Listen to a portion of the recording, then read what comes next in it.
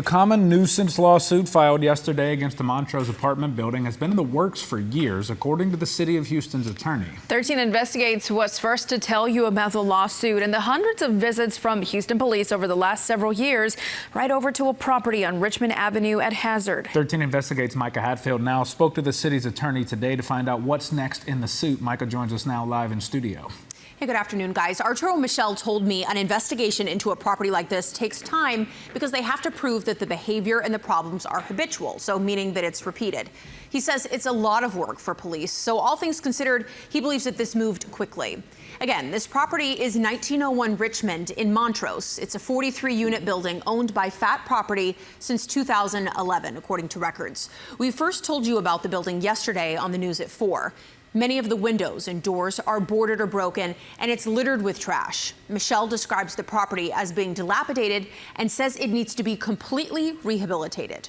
On top of just the appearance of the property, the lawsuit describes shootings, aggravated assaults and robberies, drug dealing, arson, and more linked back to residents and non-residents of the property.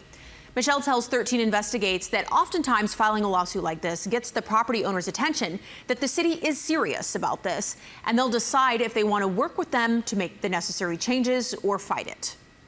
So what does this lawsuit allow the city or a judge to do as it relates to this complex? We can require, it can be shut down for a year. With an apartment complex, what we often do is to seek to appoint a receiver. That's someone who's going to manage the property appointed by the court, and the value of that is the rent that comes in is put back into the property, so it can't be siphoned off. Sources also tell 13 Investigates that the building is being sold in the near future. It's not clear what will be done with the building, but Michelle says they will work with the new owner to develop a timeline and make sure that it's kept and conditions are improved. We reached out to Fat Property's attorney again today for comment, and we've not gotten a response.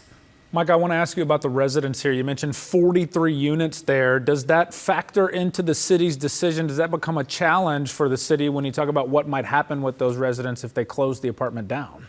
Well, that is one of the topics that we discussed with Michelle today. He told us that's one of the most challenging parts of these common nuisance lawsuits. The city works with their housing department to relocate the residents.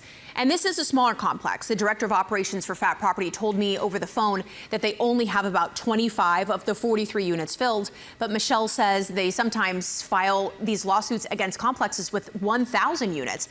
And that is even more of a challenge. Live in the newsroom, in the studio, Micah Hatfield, ABC 13 Eyewitness News.